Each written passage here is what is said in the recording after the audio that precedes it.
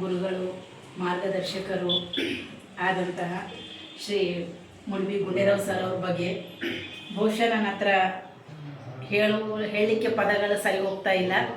ಯಾಕಂದರೆ ನಾವು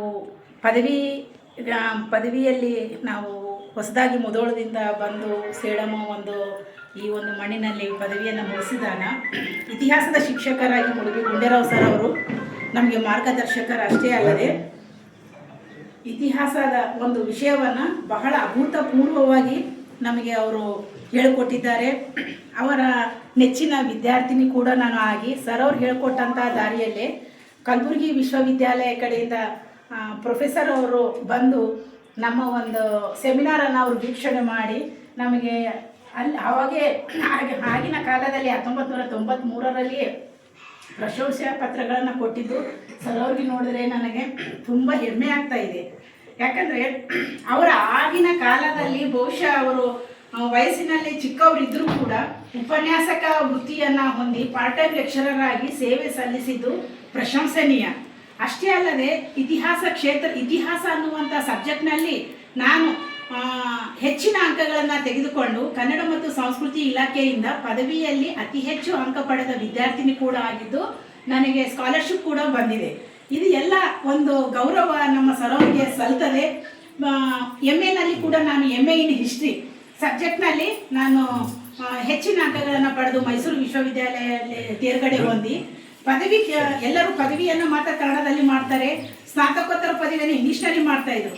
ಇಲ್ಲಮ್ಮ ನೀನು ಕನ್ನಡದಲ್ಲೇ ಮಾಡುವಂಥ ಸರ್ ಅವರು ಹೇಳ್ಕೊಟ್ಟ ಮೇಲೆ ನಾನು ಸ್ನಾತಕೋತ್ತರ ಪದವಿಯನ್ನು MED ಕೂಡ ನಾನು ಕನ್ನಡ ಭಾಷೆಯಲ್ಲಿ ಬರೆದು ಯಶಸ್ವಿ ಆದಂತಹ ವಿದ್ಯಾರ್ಥಿನಿ ಕೂಡ ಹೌದು. ಇನ್ನೂ ಕೂಡ ನನ್ನ ಹತ್ರ ಆ ಪ್ರಶಂಸಾ ಪತ್ರಗಳು ನೋಡಿದ್ರೆ ಸರ್ ಅವರಿಗೆ ಇದು ಯಾವತ್ತೋ ಸಲ್ಲಬೇಕಾಗಿರುವಂತಹ ಈ ಒಂದು ಸನ್ಮಾನ ಸಮಾರಂಭ ಯಾವತ್ತೋ ಆಗಬೇಕಾಗಿತ್ತು. ನಮ್ಮ ಕನಸು ನಾವು ಇದ್ದಾಗಲೇ ಈಡೇರ್ತಲ್ಲ ಅನ್ನುವಂತಹ ಒಂದು ಹರ್ಷವನ್ನು ನಾನು ಇಲ್ಲಿ ಸೂಚಿಸ್ಲಿಕ್ಕೆ ಇಷ್ಟಪಡ್ತೀನಿ. ಅದೇ ರೀತಿಯಾಗಿ ಈಗ ನಮ್ಮ ಬಳಗ ಆದಂಥ ನಮ್ಮ ಆರತಿ ಮೇಡಮ್ ಅವರು ನಮಗಿಂತ ಒಂದು ವರ್ಷ ದೊಡ್ಡವರು, ಸುಜಾತ ಮೇಡಮ್ ಅವರು ಕೂಡ ದೊಡ್ಡವರು.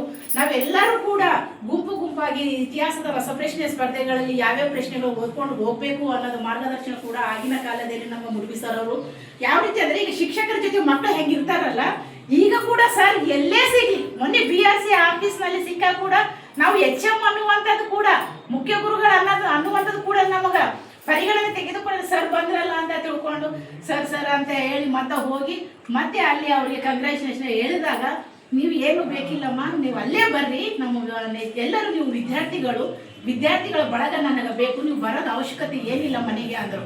ಇಲ್ಲ ಸರ್ ನಮ್ಗೆ ತುಂಬ ಲೇಟ್ ಆಯಿತು, ನಾವೆಲ್ಲರೂ ಬರ್ತೀವಿ ಅಶೋಕ್ ರೆಡ್ಡಿ ಸರ್ ಅವರಿಗೆ ಹೇಳಿ ಅಂತೇಳಿ ನಮ್ಮ ಸರ್ ಅವರಲ್ಲಿ ಕೇಳಿಕೊಂಡು BRC ಕೋಆರ್ಡಿನೇಟರ್ ಸರ್ ಅವರು ತಮ್ಮ ಆಫೀಸ್ನಲ್ಲಿ ಸರ್ ಅವರಿಗೆ ಸನ್ಮಾನ ಮಾಡಿದ್ರು.